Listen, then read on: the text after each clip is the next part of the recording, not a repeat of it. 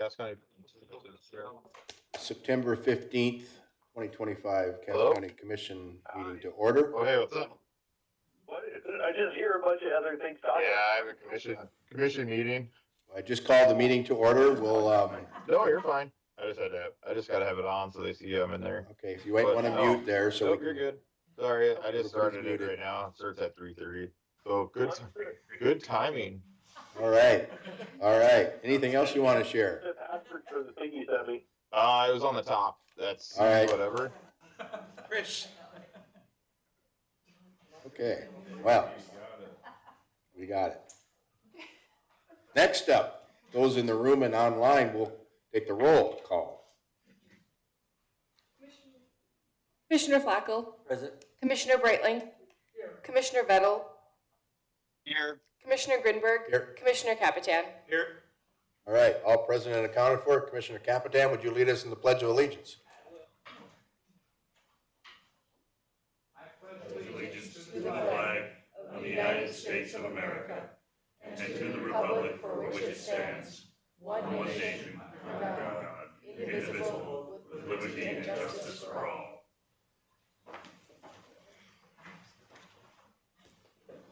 Item 4, I would look for a motion to approve the minutes from the previous meeting. Second. Moved and seconded, discussion? Hearing none, all those in favor signify by saying aye. Aye. Motion carries. Item 5, I'll ask for a motion to approve the order of the agenda with the addition of B11, which is a document on another drawing for the request. So I entertain a motion on the order of agenda. So moved. Second. Moved and seconded, discussion? Hearing none, all those in favor signify by saying aye. Aye. Motion carries. Next, I'd look for a motion or thoughts on item B, consent agenda, or a motion to approve. So moved. Second. Moved and seconded, discussion? Hearing none, we'll take a roll call vote on approving the consent agenda. Commissioner Capitan. Aye. Commissioner Grinberg. Aye. Commissioner Flacco. Aye. Commissioner Breitling. Commissioner Vettel. Aye. Thank you. Regular agenda, item 1, Vision Zero update.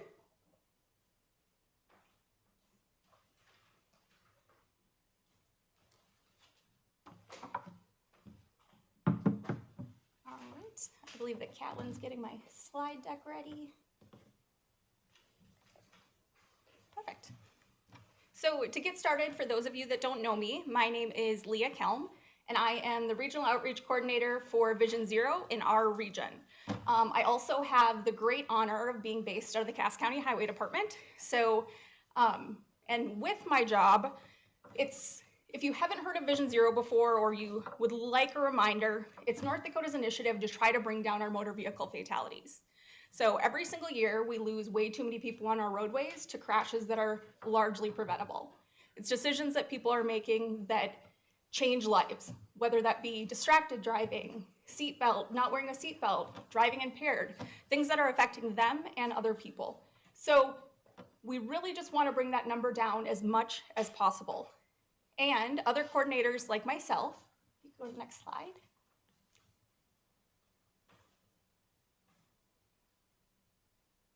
There we go. Other coordinators like myself are based across North Dakota. We're all pretty lucky because we are based out of a county, so we're all out of county government.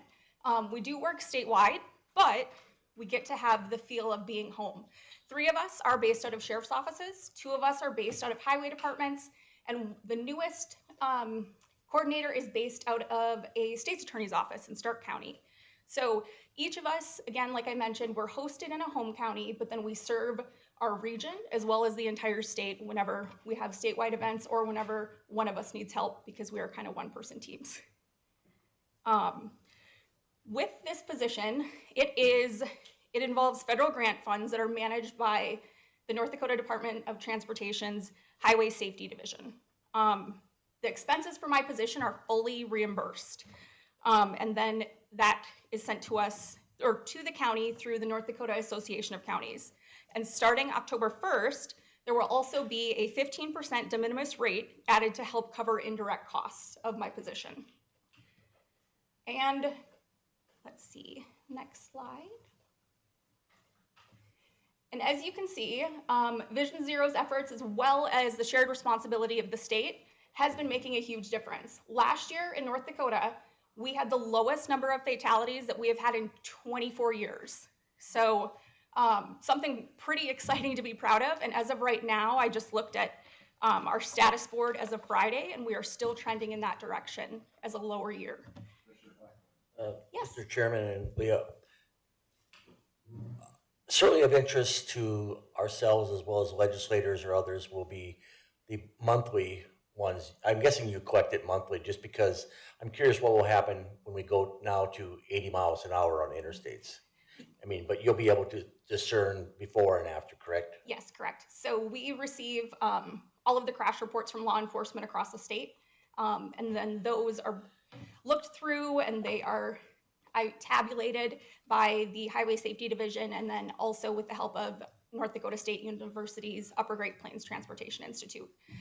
We're always about a year behind on our statistics, just because it does take a while to get everything so that it is exactly, everything's finished. Sometimes we're waiting on test results. Sometimes, unfortunately, if someone's in a crash and they are still in the hospital, if that's within 30 days, it counts as a fatality for it. So we will have results. We do, just like we have results from primary seatbelt before and after as well. So also on the statistics side, does anyone else have any other questions about that? So part of my position, like I mentioned, is serving Cass County, but it's also serving all of the counties in my southeast region. But what does that technically mean? Like, what does my position do? And to give you an idea, last week I was at Big Iron for 3 days talking to people about seatbelt use. And yesterday I was with the Highway Patrol at a community event for children. Today I'm talking to you fine folks. Tomorrow morning, I'll be reading a book to preschoolers in West Fargo about being good passengers. And tomorrow afternoon, I have a PSA video shoot with the Fargo Force for our contract for them to talk about distracted driving. And again, that's just a few days in my life of what I get the honor to do in this position. Again, whatever we can do to reach the masses and get that message out there and have people make those good decisions every trip, every time, obviously, the safer our entire state will be. But today, I really want to talk about what's happening in Cass County as I am giving you an update and as you're the Cass County Commission. So next slide, please. We started the Smart Sign Driver Behavior Pilot Program. It was a 3-year pilot program. We started it in October of 2023. This program is based in Cass County. We are the first in the entire Midwest to have this type of technology. So on the screen, you can see the program, or the pilot program, it includes behavior detectors, a dashboard of data, and then also a smart sign. So we have had this up, like I mentioned, for 2 years. We will have another year covered under our grant. This was all of the equipment for this, including all costs related to any sort of maintenance or software, have been covered with a federal grant from North Dakota's Department of Transportation Highway Safety Division. So this did not cost us anything. We did receive a grant for $100,000 to do this project. And it was a collaborative effort between the Highway Department and the Sheriff's Office. A big part of it is that that detector with an infrared sensor can tell if someone is speeding, driving distracted, or not wearing a seatbelt. It includes no camera. It keeps no information that's identifying. And one of the biggest things to me that was important was the distracted driving data, because everywhere it seems in the United States, those crashes are vastly underreported due to driver hesitancy to report, lack of witness verification, whatever it may be. So those numbers are very skewed. So when this technology came up and when the grant opportunity did, I talked to Jason Benson about it, and we moved forward with it. Again, about this project, next slide, please. There have definitely been some ups and downs. We initially decided our detector locations based upon severity of crashes. We looked at crash maps. We also looked at some law enforcement input of areas that they felt where dangerous behaviors were happening. And we also wanted county coverage. So we spaced out these detectors as far as possible, just so that we could get diversified data in some varied areas. Some project setbacks we have had in these 2 years have been weather. Who would have thought? When I worked with the company, they were from upstate New York, and they told me that, yeah, we handle ice storms all the time. And I was, a little hesitant to tell them this is a whole different beast here. But the first year of this project, our detectors all turned off on November 23rd when it hit 10 degrees. So that winter, we got no data. And because of that, also with a couple other setbacks, including equipment issues, there were some equipment issues with some automatic firmware updates. They now, thankfully, have covered additional costs. They've also done some other baseline studies for us, and they are not charging us for additional use of our dashboard for the next 2 years. To help us with the winter battery issues, the company bought a deep freeze, and they practiced throughout the summer on different ways that they could have batteries that would work in our climate. They worked with a company in Milwaukee, and now we have self-heating batteries. And this winter, I was told that we would get about 50% of data in the winter months, and we actually ended up getting it probably closer to 75, and we did collect in negative 15 degrees. So the sign, it's one other side of this too. The highlights that we've had so far, we did have some data utilization, which you'll see coming up with our Vision Zero school slide, but we've also been able to use it in other ways, such as seeing our traffic patterns a little bit sooner than we would with maybe necessarily traffic counts. We've been able to also see which areas are having higher dangerous behaviors. Also, another highlight is we did have a visit from NHTSA. The feds did come. They were very interested in this. We've also had Minnesota's DOT come and visit because they've been very interested. They actually applied for a grant double the size of ours because they thought, they were going to be a little cooler than us, but we started it out. But the biggest thing to me that has been the highlight has been the behavior change. So, next slide, please. This is from last school year. And we had the sign and the detectors placed at Heritage Middle School in Horace. From October 25th to October 10th, we had a 39% reduction in phone use, which is pretty phenomenal, especially during a back to school time. The detectors, like I mentioned, they're able to tell if someone is on their phone, and then the sign, which can move around to those 8 detectors, would then give a feedback message to a person that is doing those behaviors, such as phone down.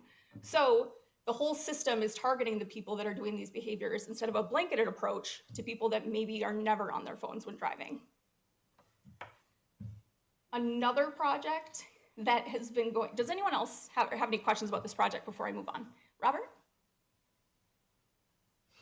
Mr. Chair, Leah, just wondered what, when this was first proposed and you and Jason came here and made the proposal and ultimately the partnership was approved, there were at least some questions about sort of the big brother element. And I think it might have been Sheriff Johnner said that he was receptive to certainly looking at the areas where the cameras were welcomed and were requested. Have you heard any of those concerns through the life of the program to date? So it does not have cameras, which is why we're able to utilize it. But so it does just use those infrared lasers. When we initially put out the press release for the project, we did receive a little bit of feedback, but in a negative way, but it seemed like it was just because people weren't understanding how the product worked. There was a lot of misconceptions behind it. Also, I did not receive a single call. It was a lot of people that were keyboard warriors on Facebook. But personally, I did not receive a single call, and I have not received a single call or email about privacy with my email and phone number out there for the past 2 years. So I know that unfortunately people think sometimes that this type of information collecting could be a slippery slope to things such as automated enforcement or more monitoring cameras, but that is not the case in the slightest. That is not the point of this project, and that's why we went with the lasers instead. So, Thank you. yes, definitely. Any other questions? Okay. On to the next thing I would like to talk about is Vision Zero school program. So Vision Zero has 13 active Vision Zero schools across the state, and we are lucky enough to have 2 of them in Cass County. So part of the Vision Zero school program, it's a peer-to-peer program where students become the ambassadors to spread the traffic safety message. They're able to, for their areas, pick an emphasis that fits to their school. So Northern Cass, they focused on speed, which we did have a behavior detector up there, and we were able to utilize data to see that speed was, in fact, the biggest issue in that area. Cheyenne High School, they are our first Class A school. They focused on distracted driving. And these schools, they do a professional PSA and video shoot, or video and photo shoot. They get posters. We give them all of the different files that they can use on social media or within their school, and then they do activities. So we have had this program recognized on a national level for the cool things that the kids come up with, whether it be in our rural areas, coming up with like grocery store trivia, where the kids actually go out and set it up, and as people are checking out in those rural areas, it gives them something to do. They have applied for grants to get funding so they could have prizes. They have talked to local businesses. Almost every one of our schools has t-shirts because a local business gave a donation so these kids could have something to show they're on these Vision Zero teams. Again, this program, it has built a lot of leaders in our areas that I've had a lot of parents tell me that my student or my child wasn't super outgoing, and now they have just grown so much through this program. So while it's also providing traffic safety culture to the school and the community, it's also really helping those students grow as professionals, as young adults. On to the next one. Does anyone have any questions about Vision Zero schools, by the way? No? Okay. One of the last things I wanted to talk about today is how I was able to represent Cass County in 2 different ways that I haven't been able to in the past this year. So I was selected to speak on a national level in Long Beach at the Lifesavers Conference on Roadway Safety, which is the largest gathering of traffic safety advocates in North America. It's usually about 2,000 professionals, and I was able to speak on strategies for engaging communities through local partnerships. So in rural and urban areas, it was an interactive session, and afterwards we received some really great feedback. I worked with 2 agencies in Tennessee, their highway safety office, and an agency in Colorado afterwards. And it was awesome to be able to represent Cass County on that national level and also show the different things that we're doing in our community. A lot of the examples I use were from activities and events that happen in Cass County. The other thing that I wanted to touch on is more on a regional level. So I, with the help of Minnesota's Towards Zero Deaths, which is Minnesota's version of Vision Zero, we created a coalition for the Red River Valley of traffic safety advocates. So we usually get from 20 to 30 people that come together for these quarterly meetings. It's everything from law enforcement to engineers to EMS to educators, and we talk about traffic safety things. It has been really well received. A big part of it was us understanding that a lot of people live on one side of the bridge and they work on the other. So we're dealing with a lot of the same people. So we're able to really build that connection with partners on both sides of the river. It's been super helpful in sharing and being more educated on what's happening in our region. Also, we were able to compile a resource list. So if someone needs help with something or wants to use an educational tool, we do know what's available in our area. We also came up with a shared calendar so that if there are events that are related to traffic safety, everyone can see them. And also if you need help, you're able to put it on there as well. So again, just a great opportunity to represent Cass County as well, but on a regional level. And let's see, Catlin, next slide, please. So as I mentioned, I do a lot of different things. Like what I've shown today is just the tip of the iceberg.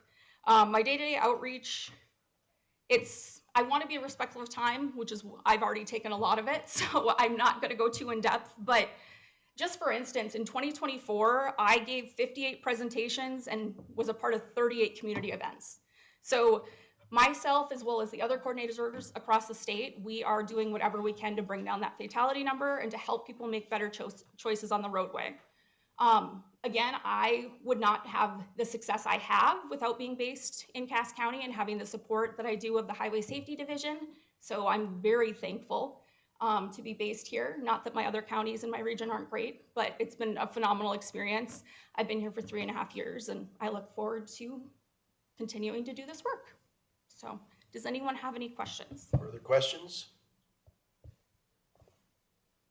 Thank you, Leah. All right, thank you very much. Good job. Thanks. Very thorough. Next, we're going to go into the county budget hearing and final approval for our 2026 budget. I'm going to turn Mr. Wilson for the moment, and then after conclusion there, any other comments, then I'll open the public hearing. Mr. Chair, thank you very much. Yeah, a little bit of a unique situation right now with our current finance director position vacant at the moment.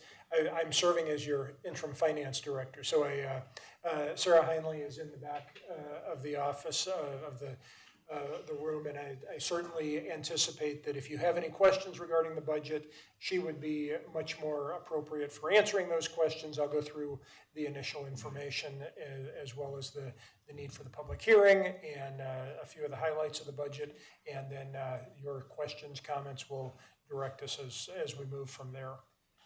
Obviously today, 3:30 has been set as the time and place to hold a public hearing on the 2026 Cass County budget. The budget hearing notices were sent to approximately 76,000 Cass County property owners as required by Century Code 57-1502. Each notice included the meeting information and all taxing jurisdictions for that individual property. The preliminary budget that was approved in August totals $178,193,425 with a maximum mill levy on county properties of 54.18 mills, and that is an increase of 1.63 mills from the mills levied for the 2024 taxes and the 2025 county budget. This budget contains the amount levied and budgeted for the capital project fund. The budget includes only one new position and one position adjustment. It has a 2.4% cost of living increase for employees and an increase in the health insurance costs. I believe that insurance cost, we've been working with our health insurance consultant up to the last couple of weeks, and I believe That is a 2.3% increase, but I will look to Sarah maybe to correct me or update me on that figure. Needless to say, that is, I would say, bucking a trend that many other agencies are seeing in the healthcare costs that we are experiencing, and we very much appreciate both Blue Cross Blue Shield that administers our program, as well as Brown & Brown as our consultant that has really provided some very valuable advice over the last couple of years and been able to come in with those costs where they are. Certainly want to express appreciation both on my own behalf and on behalf of the finance office for county department heads and staff who have all worked together along with commissioners to prepare this 2026 county budget and have it now for your consideration. That process began, our budget hearings were in July, and we went back several months before that. I think we were having meetings in March and April of how we were going to approach that, particularly with the advent of property tax caps as of the legislative session at the beginning of the year. So following today's hearing, the board can consider changes to the budget. You can reduce the overall mill levy. However, you may not raise the mill levy from what has been published, and the final budget must be approved on or before the first day of October under our home rule charter. I do have a suggested motion for you, but I would hold off on this point. If you have any questions or comments for me or Sarah, and then you also have the public hearing that you need to open. So I would stand by for any questions. I would suggest that commissioners, you list your questions and we'll pose those after the public hearing, if that's appropriate. I'm not sure under the world of caps whether raising the mill levy, well, it doesn't have any impact, so raising the mill levy, to your point about statutorily, kind of an oxymoron, if you will, because we're capped at a certain amount of revenue, and raising the mill levy is pointless at this point, given the legislative changes, but so be it. I'm going to open up public hearing on the 2026 budget. I know there's a couple folks in the room that would like to speak, and before that, is there anyone online that intends to speak this afternoon? Okay, hearing no one online, ma'am. And when you come to the podium, just please state your name and your residence. Good afternoon, Commissioners. My name is Cindy Simmer, and I'm a Fargo North resident, and I'm here to beg, borrow, but maybe not steal, a little bit of more money to keep a senior citizen center open. I am 65 years old, I don't care who knows, and I've been active in this senior citizen center for the last 3 years. And I'm going to tell you, I came from a very high stress career, psychiatric social worker for 35 years. And then I was involved in share house, admissions director, phone, people. I don't need to tell you folks of the drug issue. I went from that to nothing. I had 38 projects to do at my home, but it wasn't related to anything that's going to last a long time. I found these people 3 years ago, and they literally saved my life. Little self-disclosure, I had a very, very bad episode of depression after I quit my job. And these ladies, age 65, so I think there's one of our group members, 93 years old, brought me in and just accepted me despite my tattoos, despite my big mouth. And what I have witnessed at this center is something remarkable. It's just like a little town. Well, I said anthill before, but that's kind of derogatory. A little town where people come in and do their business. They go out, they come in, they grab a bite to eat. Hi, Joe, see ya. And our center, if you can just imagine the building, we're on the south end of a building, all windows to the south. Lovely during the summer, even better in the winter, right? And then we just have our door that's on the west side. So the role of sunshine in people's mental health is undebatable. You got to have the serotonin. And so that's one thing that we really love about our center. There's plants in every window. It's very homey. It had been rumored that we were going to close last, if you can wind the tape all the way back, November and December of 2024. And the rumor was we don't eat enough meals. Apparently they get their funding based on meals only. It's really very important. And not a lot of people eat meals there for some reason. So everybody is really in a tizzy. I mean, we're going to close down in January. The ladies that I was with, I mean, I could tell they were rattled. This is their home that they have been open for 10 years.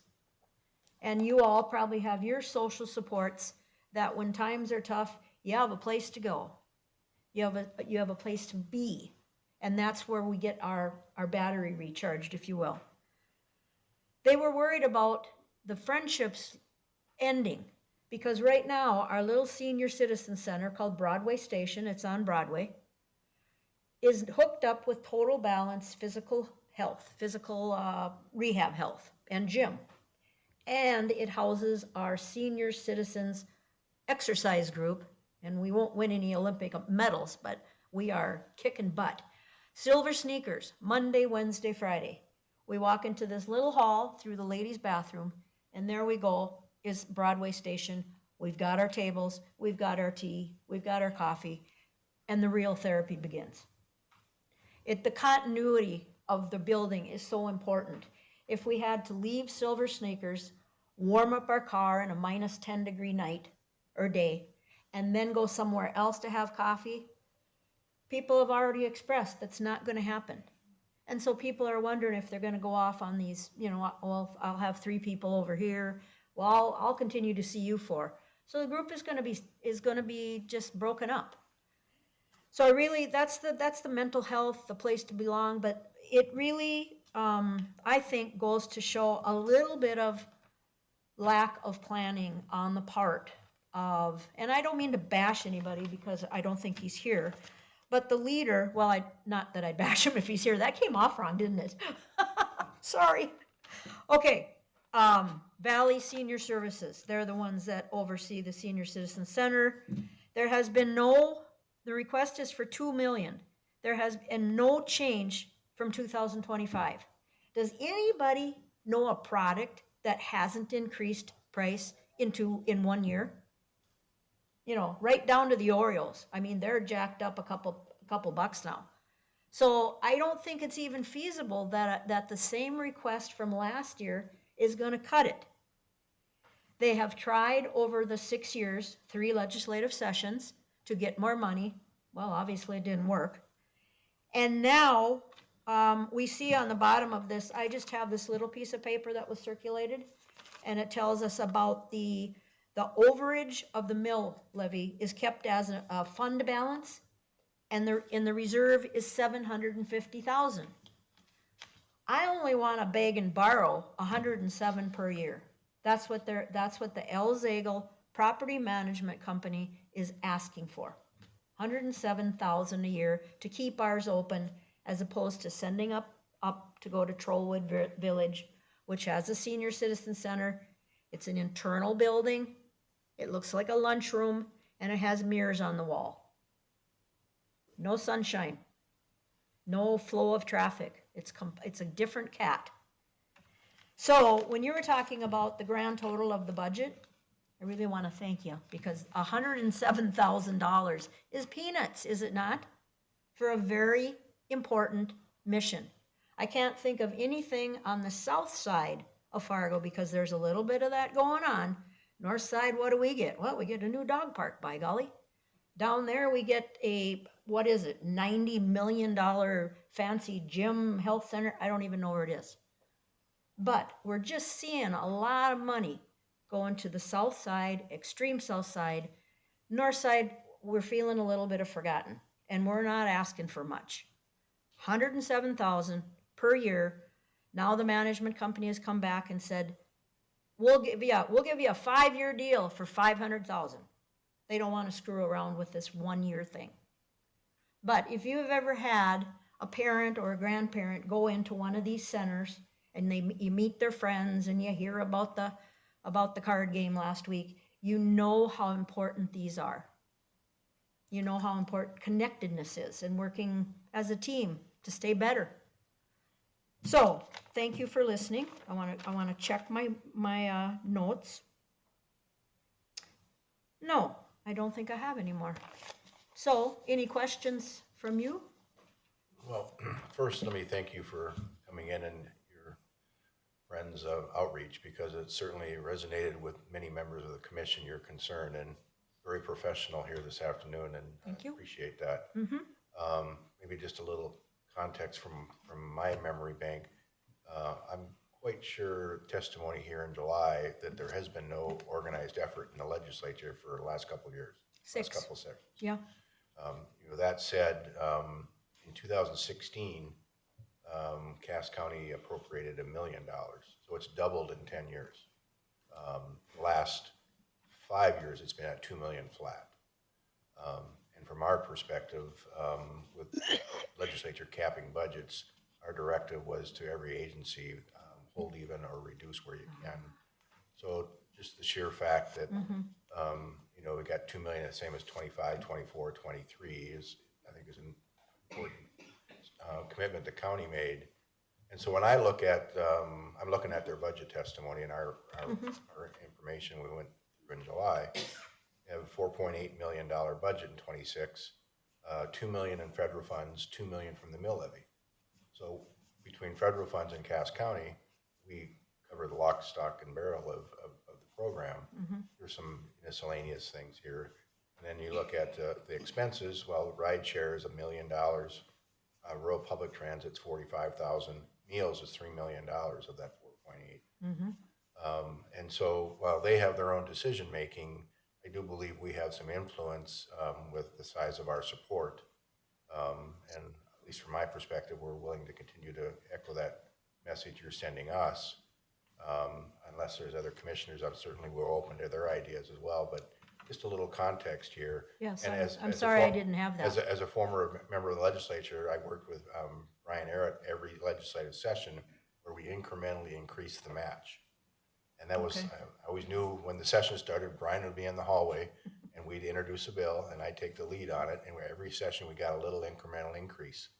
And if that effort hasn't been displayed in the last 4 or 6 years, as they shared here earlier, then with North Dakota's abundance of wealth, I think that's a mistake. I think so too, and I apologize for not having that previous information, but I'm glad that you're still listening. That's all I can ask for today. Other questions? Commissioner Flacco? Chairman and Cindy, someone reached out to me and I had a number, both Mike in my ear and Mike Rackow and others' emails and cards and everything. But a somewhat newer one is I visited with somebody who, has some understanding of this area.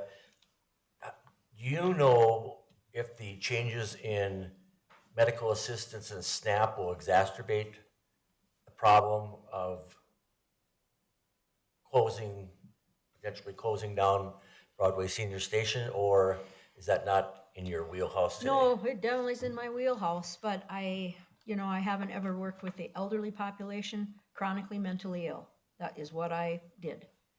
And so I'm not quite sure if the shortcomings of the medical assistance and the SNAP are going to go over. I think it's too estranged. I think it's too many departments over. And I was very, very disappointed to hear about those cuts, because we all know. I was just listening to a interview with Joel Heidkamp. She had the food pantry people on. 70 families a day come to the emergency contact. I couldn't believe that.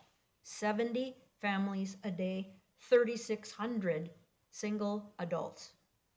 That's a lot of hunger, and that's a lot of people that might have had more MA and SNAP dollars, and now they don't. It's not going to go good. But I think this part and that part are two separate fruits and vegetables, and I don't think the two will intermix, if that's an answer. Tim, Are you awake or did I? I'm listening. No, I know. One could get a snooze talking about public benefits, but it's important. Other questions? Commissioner Vettel, any questions or comment?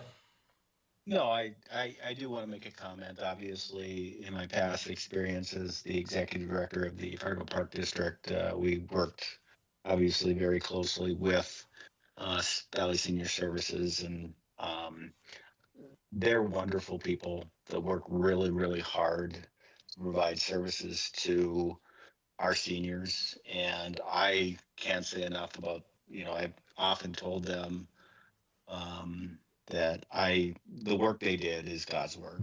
I really believe that keeping our seniors in their homes longer, providing seniors the ability to have meals brought to them. It certainly is hard work, and the more and more we see, the less volunteers are available to really provide some of those Meals on Wheels services. And so I know the resources are stretched thin. And as Commissioner Kimberg mentioned, I know we talked to them about figuring out a way to maybe find some additional dollars at the state level and other places to really work to do that. But I know the Broadway station was when we first initiated that as a location. A lot of people don't remember that was controversial when we put it in there, but I think people fell in love with it, and unfortunately, just the price that it cost to be in there made it very difficult for them to stay. And we understand that everybody has a certain amount of dollars, but again, I continue to say that hopefully we can find a way to keep a senior center that is still available to people, especially on the north side. I think you're not inaccurate when you say sometimes the services aren't as equal. I think they're fair, but I think sometimes they're not equal when it comes to the services between across the city. And that's not anybody's fault. It's just working through circumstances and working through cost and things like that. But no, I guess at the end of the day, I really appreciate you coming out and talking to us. I know that your passion for what you do is in the right place, and I hope other people take as much passion in serving our community and being advocates for it as you are. And again, we'll continue to work with the groups that we can to help support our seniors in Cass County, because we really think that's extremely important, because they're the kind of the lifeblood of our county, and they deserve the respect that they've earned. So, but thank you. Cindy, if you or Barb wants to leave your email address with Tracy up here in the front, I'll make sure you get the documents that I referenced in budget testimony for your record. Thank you, Commissioners. Mr. Chairman. Commissioner Flacco? And just for the record, I had some data here that I was provided, somewhat comparison between Broadway Station and Trollwood. April, Broadway 16.9, Trollwood 19.3. May, Broadway 17.1, Trollwood 18, June 15.1 to Trollwood's 18.2, July 16.7 to Trollwood's 20.8. So they're relatively close by any measure. And I That's was from a pure utilization perspective? that's what the average it shows per day. And then essentially they're 23 days at the, and this is congregate only, it's not meals delivered. And then Sarah, did you find anything out? About the Broadway station, not yet. Okay. I was just asking if they'd been getting tips or other things. Can I make one further comment? Just Please. on the meal stuff? Do I have to come Yep. up front? Yes. Get my steps in today. And I'm glad you brought up the meal differential, and I'm gonna, it's not we against them, but they're two different situations. Trollwood, people live there. I'm not talking about the ones that are delivered, because that's a different category. These are the ones that just can come down from their apartment or wheelchair or walker or assistance down to the lunchroom, okay? Our place, people come to, they have to be able to get there, okay? Out of their apartment, that's our goal. But you can't compare those two things. So is there gonna be more meals per day of an apartment setting fueling that number? Or is it gonna be a standalone senior citizen center that people have to come in on their own? And yes, we're on the bus route. So just clarification. Thank you. Thank you. Okay, continuing with the public hearing, anyone else wishing to provide comment on the proposed 2026 budget? I'll again ask for anyone online for comments regarding the Cass County proposed 2026 budget. Hearing none, I'll close the public hearing. And commissioners, additional questions, comments? If not, I would look for a motion, Mr. Wilson's recommendation to approve the 2026 budget. Mr. Chairman, I have a question. Did you have any thoughts on possible options for the Broadway station? I don't, off the top of my head, have any options. We can't add to the budget. And so if there's influence, suggestion, I think that's after our official business here today. If we had to come up with a few $1,000s, for example, I'm sure we could come back for that for further discussion without, upsetting the apple cart, so to speak. But I don't have any specific ideas today. One thing I would mention is I think the group that has been utilizing the station has also looked at fundraising, and I hope that the parties that take that seriously, because I know some of them have been working that fairly hard, and so that's just not dismissing that as not, it's not going to happen. So I hope they do take that. And again, if I may, Mr. Chairman, get a little latitude here. It's not just about the meals, but that are provided, and then they provide their own activities.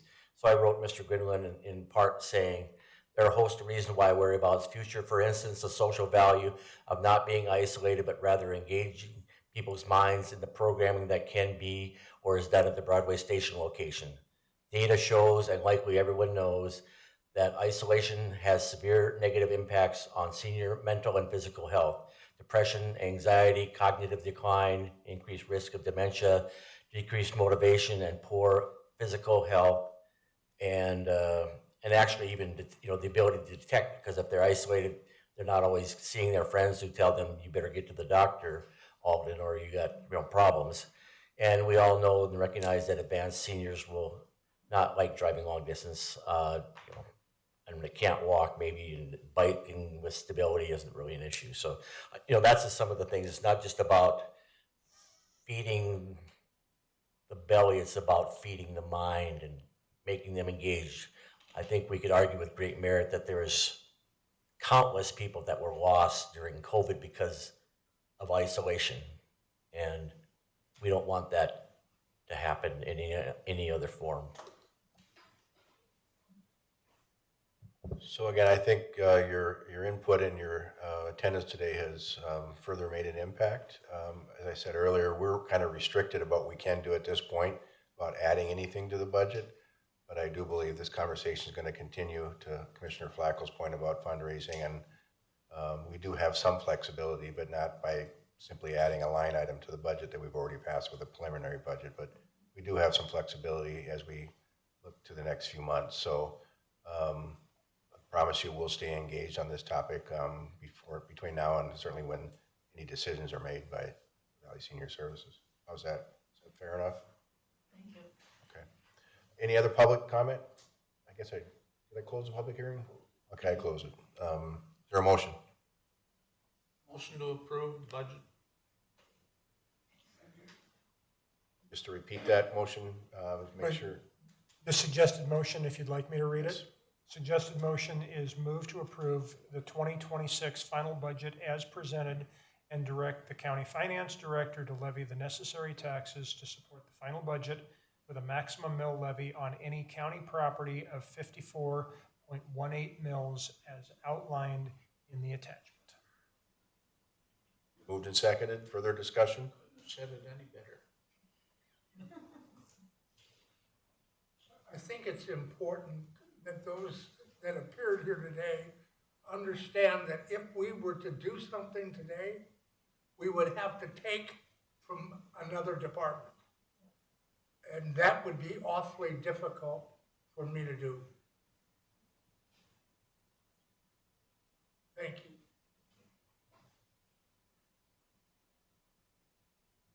Gonna take the roll. Commissioner Vettel, Aye. Commissioner Grinberg, Aye. Commissioner Capitan, Aye. Commissioner Flacco, Aye. Commissioner Brightling. Yes.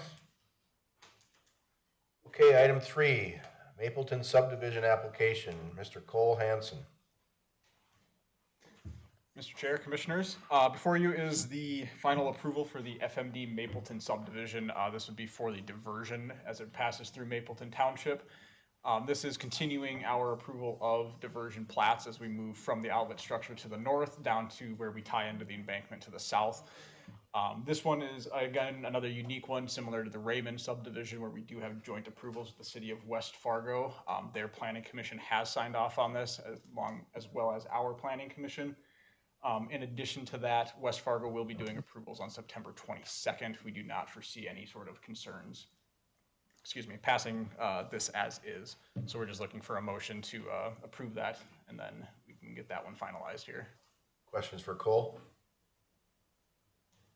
Is there a motion? Motion to approve the plat as presented. Second? Second. Seconded. Discussion? Hearing none, we'll take the roll. Commissioner Brightling, Yes. Commissioner Vettel, Aye. Commissioner Grinberg, Aye. Commissioner Capitan, Aye. Commissioner Flacco. Aye.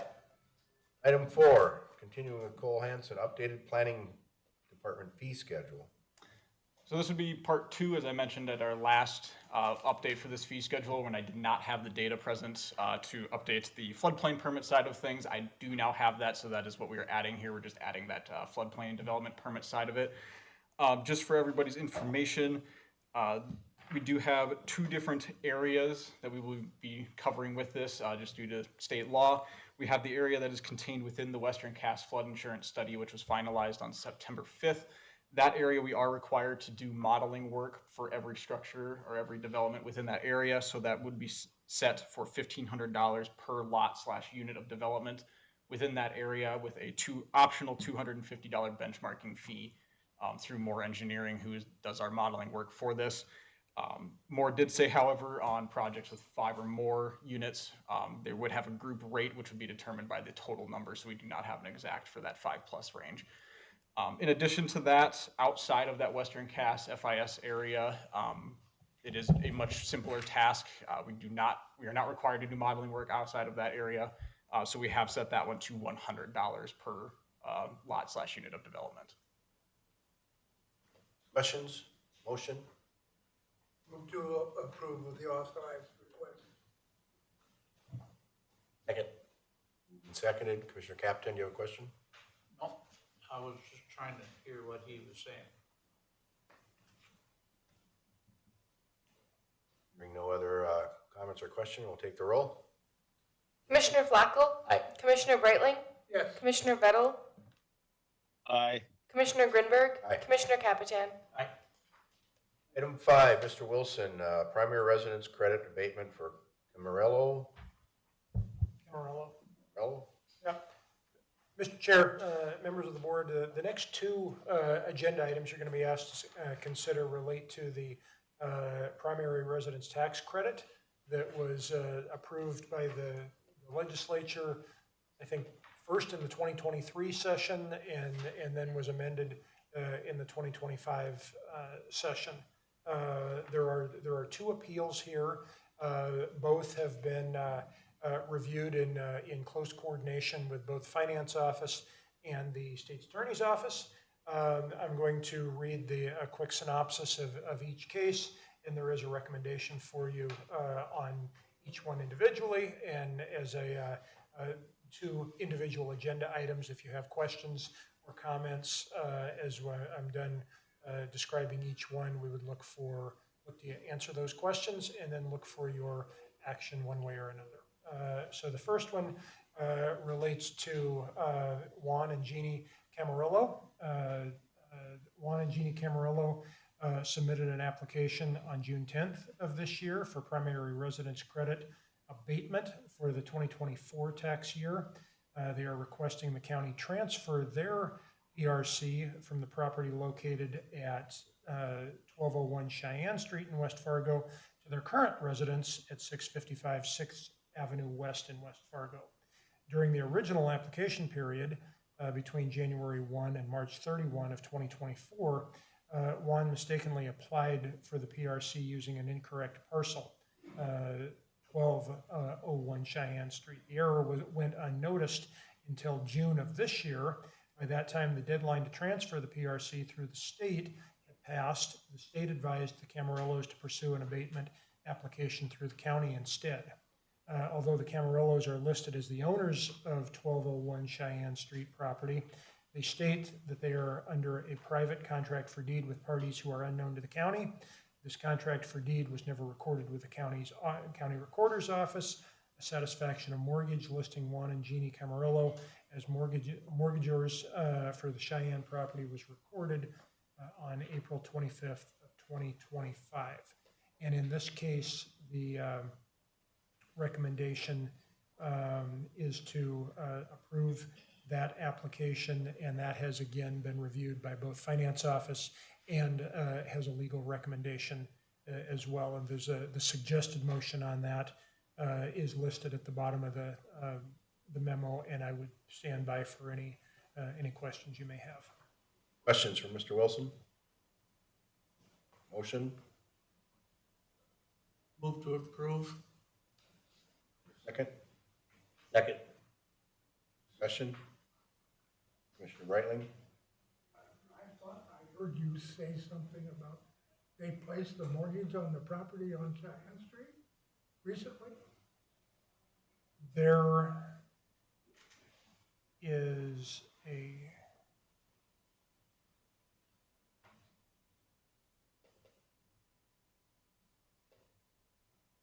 although the Camarillos are listed as the owners of the 1201 Cheyenne Street property, they state that they are under a private contract for deed with parties who are unknown to the county. But next, this contract for deed was never recorded with the Cass County Recorder's Office. you also said something about a mortgage. Satisfaction of mortgage listing Juan and Jean Camarillo as mortgagors for the Cheyenne property was recorded as of April 25th of this year.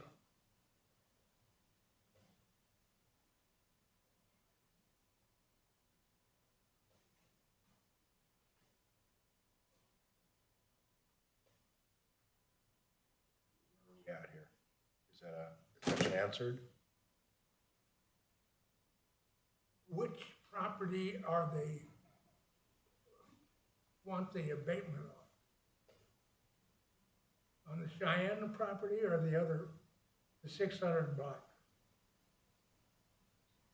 They are requesting the county transfer their primary residence credit from the property located at 1201 Cheyenne Street in West Fargo to their current residence at 655 6th Avenue West in West Fargo.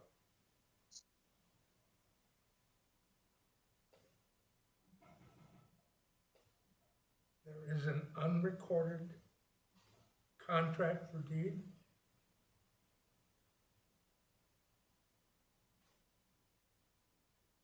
I am both working off of the drafted memo and out of the corner of my eye looking at Kate as well. If we have a technical issue, then we can move this to 2 weeks or October 6th if need be. wonder if we shouldn't.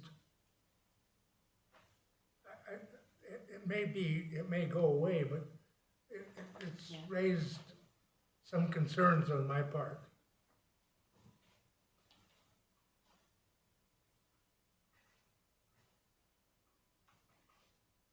So if I may, Mr. Chair and Commissioner Breitling, help answer a question. Commissioner Breitling, if I heard you right, you were wondering about like which property the mortgage was on? Yeah. Is that correct? It looks like there was a satisfaction of mortgage on the 1201 property in Cheyenne. Yes, sir. But they want to transfer the abatement from there to somewhere else? Correct.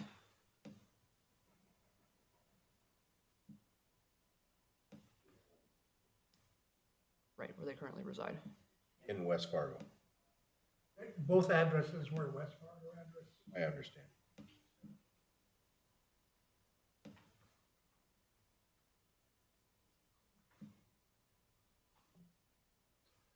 Okay, are we comfortable? If they're receiving income from that property, they shouldn't have had it, the tax break to start with.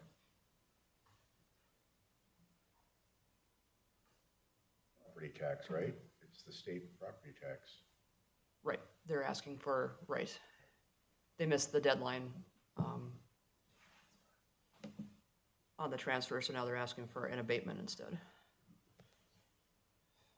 It's just catching up for the technical error that was made. Right.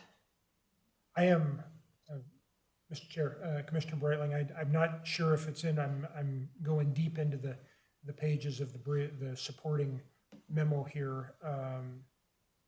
Kate had provided legal background on the recommendation here, and I don't know if that would be helpful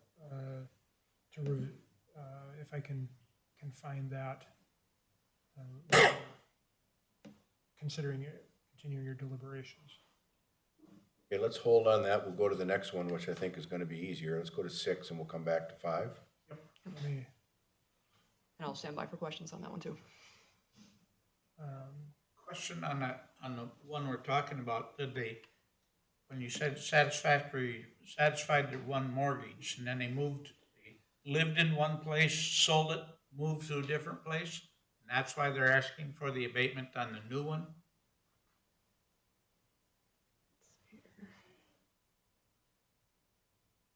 The hand up in the back of the room.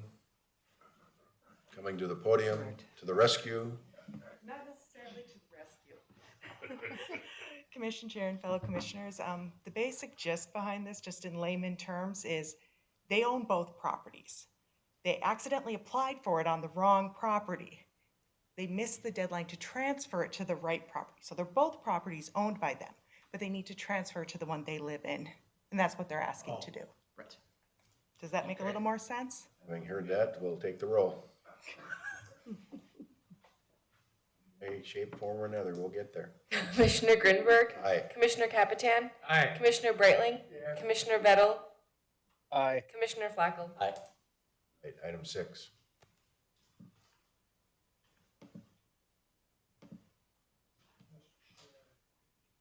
Board. Okay. Mr. Craig Holly applied for the primary residence credit for the 2024 tax year, but was initially denied due to the property being held in trust. Following legislative changes in the 2025 session, allowing trust to qualify for the PRC retroactively to 2024, he reapplied. However, the property located at 1009 8th Street South in Fargo was sold by Mr. Holly in March of 2025 before the credit was processed and refunded by the county. Per state guidelines received at the time, the PRC was funded to the trust properties. If the PRC is not transferable, the refund is to remain with the property, not follow the previous owner. Consequently, when the PRC refund was processed in July of this year, it was issued to the current property owner, Mr. Morgan Hagerad. While Mr. Holly owned the property during all of 2024 and appears to have qualified under the retroactive changes, the timing of the refund processed post-sale and the clear state direction that the PRC refund remain with the property means that the county's handling of the refund aligns with state policy. there is a potential for receiving additional PRC abatement applications related to trusts. So please consider how your decision may impact future requests. And the recommended motion in this one, again, working closely with the Finance Office and the State's Attorney's Office, is to deny this application as presented. Questions? Commissioner Capitan? Yeah, you say it's denied primarily because of it's involved in a trust? I would defer this to Kate, but the credit goes with the property. Correct. And if the property has since been transferred, the benefit of that credit would go to the new owner of the property. Right. Correct. And is there a motion? I would accept the motion. Motion to deny. Second. Discussion? Now we'll take the roll. A motion is to deny, so an aye vote means you vote to deny. A no vote means you'd like to change the recommendation. Commissioner Capitan? Aye. Commissioner Bettel?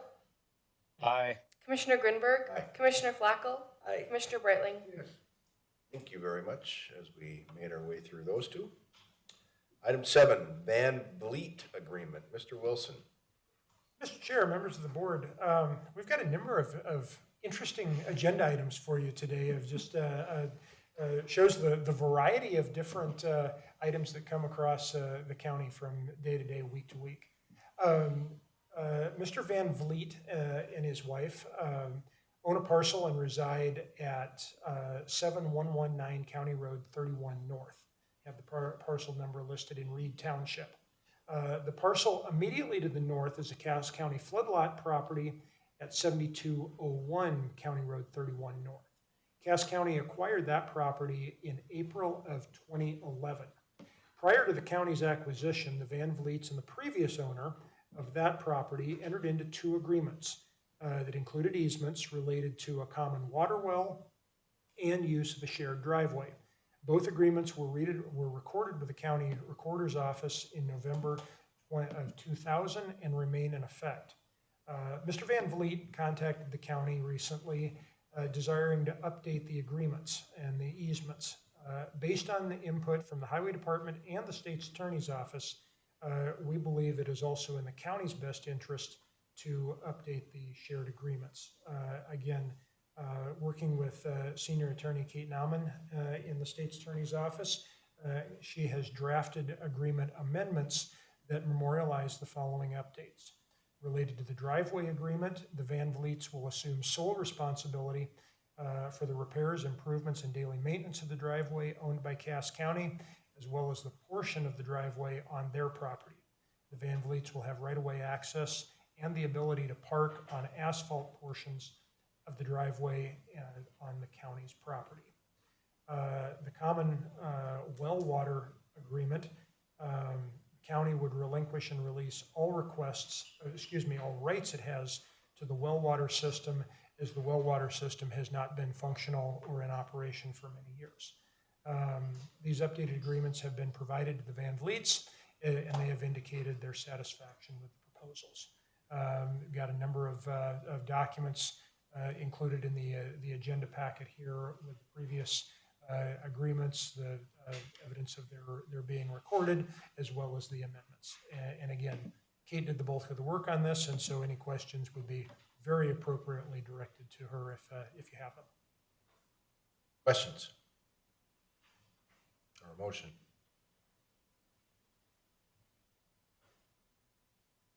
So move. Move to approve. Second? Second. Seconded. Further discussion? Hearing none, we'll take the roll. Commissioner Breitling? Yes. Commissioner Bettel?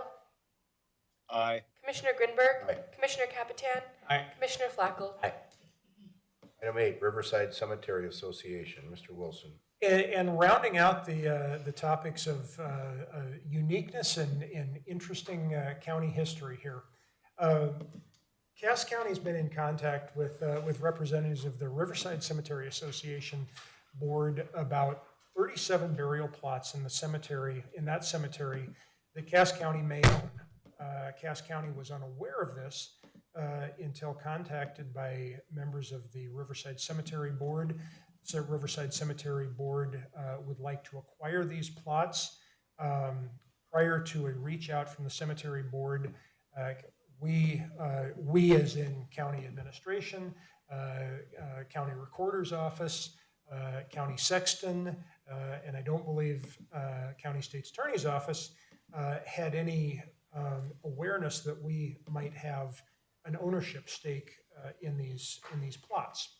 At some point in the past, former Cass County Auditor Finance Director Mike Montplaisir provided the cemetery board representatives with a copy of county commission minutes from 1887, and these are the hard copies that we've provided for your review. It's an interesting read if you haven't had a chance to take a look at them that indicate a purchase.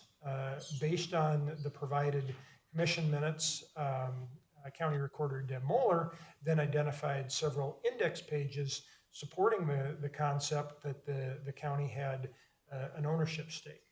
Again, prior to this being brought to our attention, had no understanding or tracking of potential ownership by the county. Again, the recorder's office, admin, state's attorney's office, and our cemetery sexton have all reviewed the information, discussed this with Riverside Cemetery Board members, and determined that Cass County has no interest in an ongoing claim to these plots.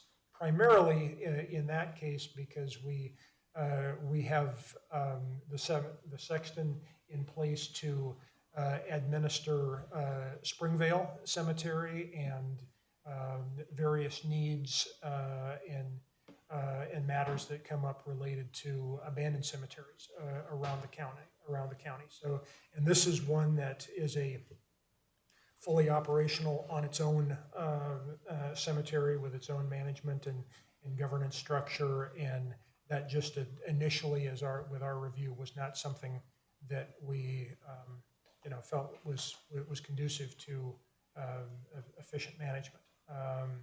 The state's attorney's office and the cemetery association have drafted and reviewed an agreement that would transfer any potential remaining claims the county may have to these 37 plots to the Riverside Cemetery. Commissioner Brightling. Yes. There is no consideration for this Let me look at the. provided?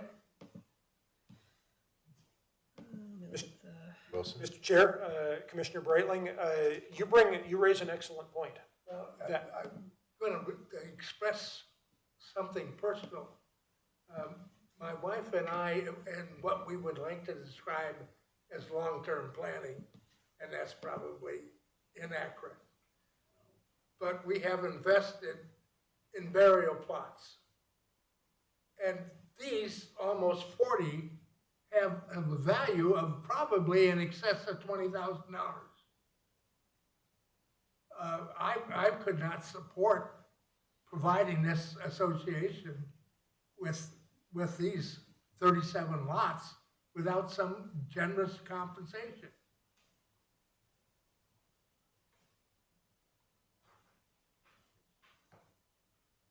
Is this a 501c3 corp? Do we know?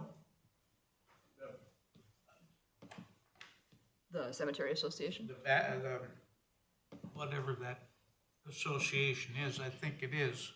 I know I have lots in the veterans plot there, but, which I won't use, but I have 2 lots They're in Red River. They're not inexpensive lots anymore. Pardon? They're not inexpensive. Maybe not. They were pretty cheap when I got them. Well, they are not in today's world. And I just think that this association probably doesn't pay any taxes. And we're gonna give them almost 40 plots without any payment on their behalf. How did this come before us again? This has been a series of off and on conversations between a member of the cemetery board reaching out to myself with a desire to understand the situation as it's presented, where it started as them having a copy of these minutes that were provided by the former finance director. That led to a little research on our end and checking with Deb of what is recorded and checking with cemetery sexton of what the work that she tracks and has been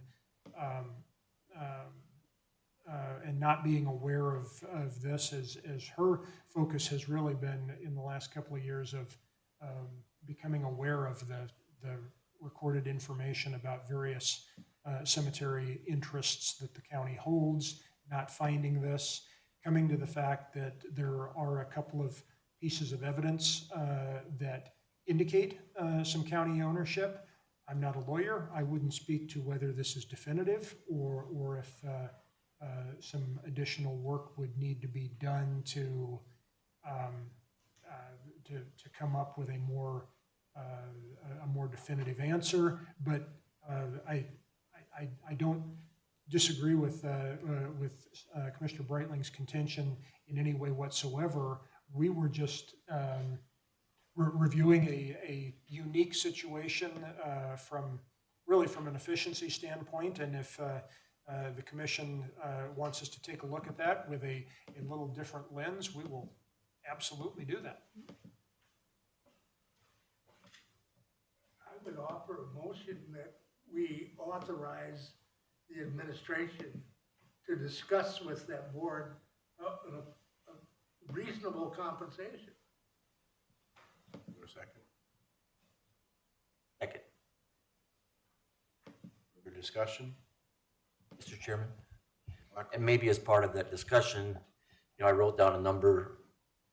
I mean, because our family, I bought mine in about 2006 for $1,200, so you get 2 spots for that. We recently got some for $50 in another location. So, it's kind of all over the board. So I would suggest finding out what they're charging people, and that maybe we get X percent of that, whether it's, pick a number, 30% or whatever. So because they're going to sit on them for a while. And then my other, I think this is germane, is to make sure that, because this all seems, I don't want to, we didn't know about it, so maybe there's other things we don't know about, like maybe in 1903, somebody bought 2 plots from us, and to make sure that if we transfer it all over to them, we don't have any headache of any carryover. We're, indemnified or whatever you want to call it. Bill Hickok is married. A quitclaim deed? It was 1903. I'm not sure they're around still. Mr. Chair. Sir.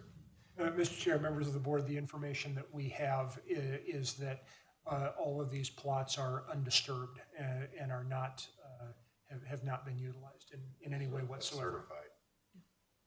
That is the information provided by the Cemetery Association. Is there 37 spots altogether? There are 37 burial plots. Mr. Chairman, Robert, I was just indicating, though, that since we didn't know about this, we may have in some files somewhere, somehow, a transaction that we are totally unaware of. So, we just need to cover ourselves in that regard. But A quitclaim deed would do that. I'm fine with the motion. That added to the motion in a quick claim? Well, if necessary. We should talk about a quitclaim deed to them, period.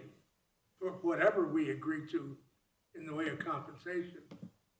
Which means simply, if we have an interest, you have it now. Clear what we're doing here with the vote? Yes. Roll. Commissioner Flacco, Aye. Commissioner Breitling, Yes. Commissioner Vettel, Aye. Commissioner Grinberg, Aye. Commissioner Capitan. Aye. Item 9, voting delegate. Mr. Chair, Move members to of, approve. well, Second? Second. it is, I need a name. We need a name. Oh, I thought you had a recommendation. Who is going to the Who's conference? going? I'm going. The suggested motion has 2 blanks in it right now for identify the commissioner as Cass County's voting, Commissioner Blank as Cass County's voting delegate for the 2025 annual convention, and Commissioner Blank as the alternative delegate. I will be out of the country, so I will not be attending, and Commissioner Capitan, I would support you. October one? Yes. October. I'll be alternate. I'll be going. Commissioner Bradley, I think your motion was Commissioner Capitan as Right. vote, and That's then correct. alternate was Commissioner Flacco. That, I think I heard that. That's correct. Is there a second That's on totally that? accurate. Second. Further discussion, or anyone wishing to change the motion? Or further amend, as I guess the official word. Good, hearing none, we'll take the roll call. Commissioner Capitan, Aye. Commissioner Grinberg, Aye. Commissioner Flacco, Aye. Commissioner Breitling, Yes. Commissioner Vettel. Aye.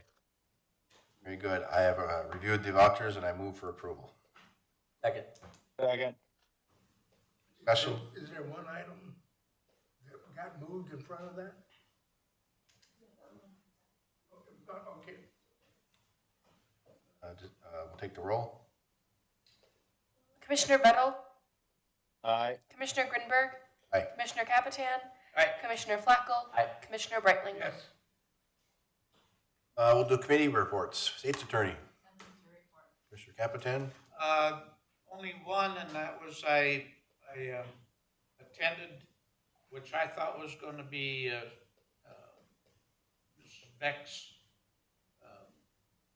little deal out at the Grand Farm, but that was a portion of it, but it was really about a big expose that they had out there with a whole bunch of, they had like over 300 FFA students from around the country, and a lot of foreign people that were coming in, and they had a big expose of showing the autonomous tractors and whatever, and the drones that they had out there for crop spraying and everything. So very interesting. That's the only thing I got. Just a reminder that whoever does the vouchers this coming month is also responsible for finding someone to lead the pledge, generally at the first meeting of the month. Who would that be, Tim? Commissioner Vettel. I'm on it. Commissioner Brightling? I have nothing further to add. I do have a request, and it's informal. One of the boards that I oversee has a gentleman who is retiring out almost after 17 years. I'm trying to figure out a way to get him in here at one of our meetings, and he was very reluctant to do so.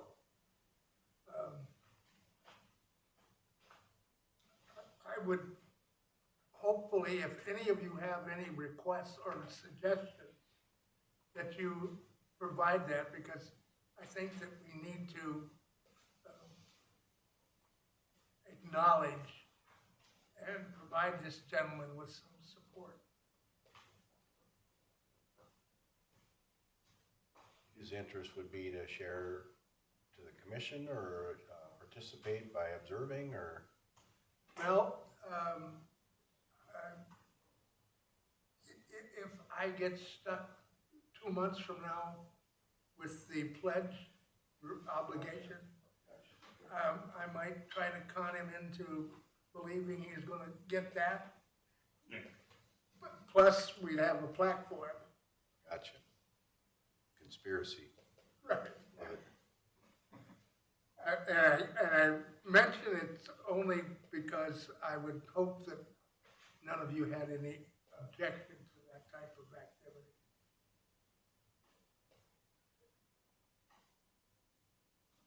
Fourth. Thank you. Mr. Wilson? No report.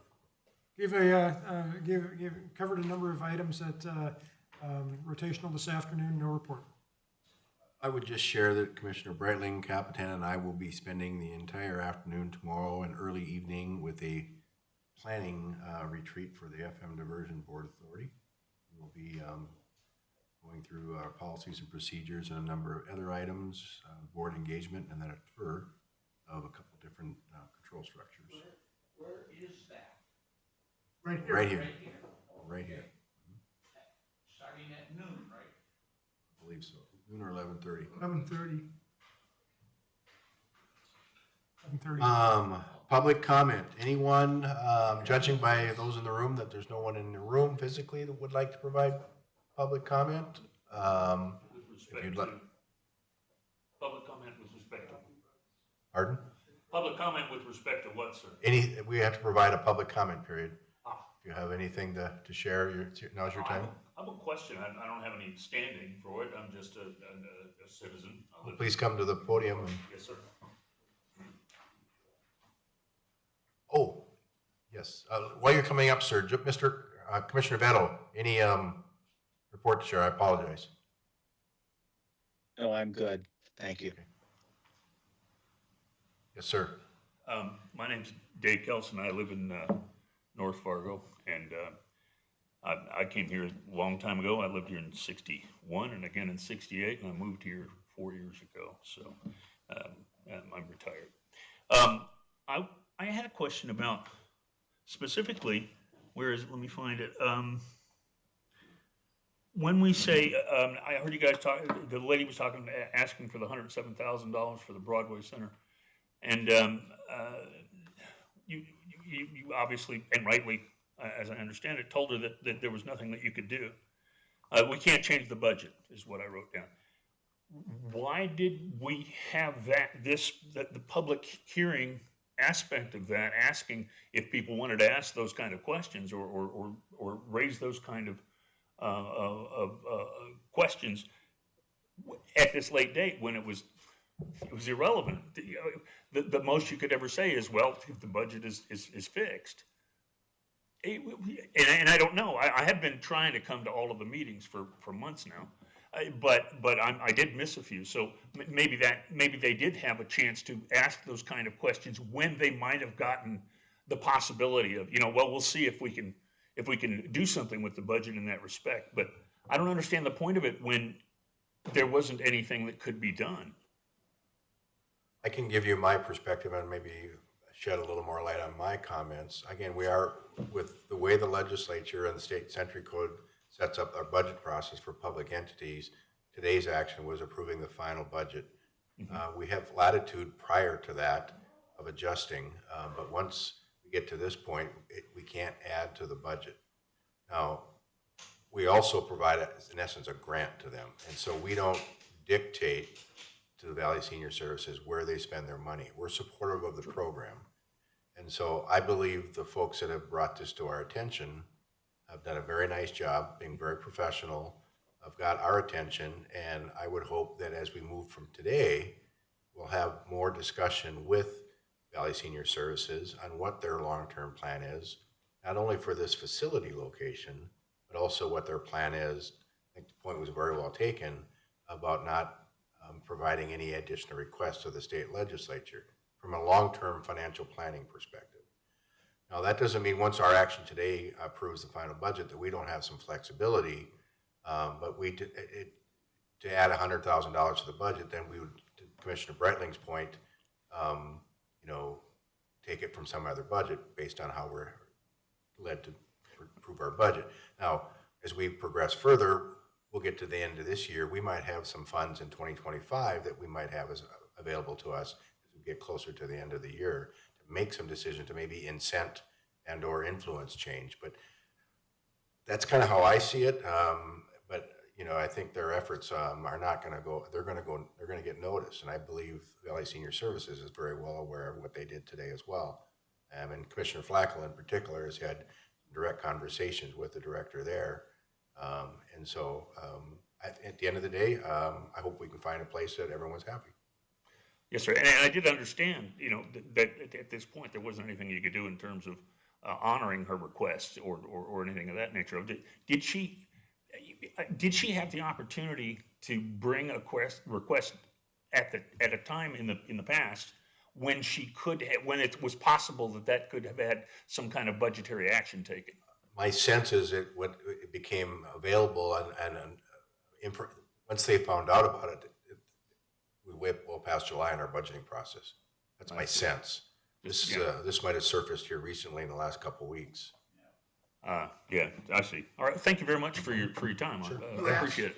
Yes, sir. What is the purpose? Well, We could always reduce. We could have reduced every budget we have adopted by 10%.